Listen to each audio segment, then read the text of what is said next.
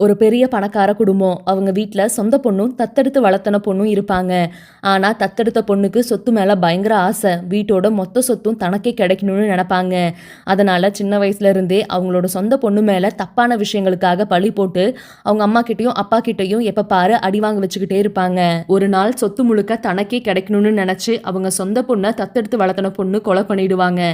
கீழ விழுந்த அந்த பொண்ணுக்கு அமானுஷ்ய சக்தி ஒண்ணு கிடைக்கும். இனிமே அந்த பொண்ணுக்கு சாவே கிடையாது. இதுக்கிடையில வீட்டுக்கு திரும்ப வந்த அந்த தத்தெடுத்த பொண்ணு அப்பா அம்மா கிட்ட அவ என்ன மலை மேல இருந்து கீழே தள்ளி விட்டு கொலை பண்ண முயற்சி பண்ணா. நான் தப்பிக்க போராடும் போது அவ தவறுதலா மலை மேல இருந்து கீழே விழுந்து இறந்துட்டான்னு போய் சொல்லுவா. அவங்க அப்பாவும் அம்மாவும் அதை நம்பிடுவாங்க. வேதனையில அவங்க அப்பா இவ்வளவு மோசமான பொண்ணை நாங்க பெத்துட்டோம்னு நினைக்கும் போதே ரொம்ப கஷ்டமா இருக்குன்னு சொல்லி இனிமே சொத்து முழுக்க உனக்குதான்னு சொல்றாங்க. ஆனா இறந்துட்டாங்கன்னு நினைச்ச அவங்களோட சொந்த பொண்ணு அதே வீட்டுக்கு திரும்பி வருவாங்க. தன்னை கொல்ல முயற்சி பண்ணவங்களையும் தன்னை நம்பாத குடும்பத்தையும் பார்த்து பழி வாங்கறதுக்காக.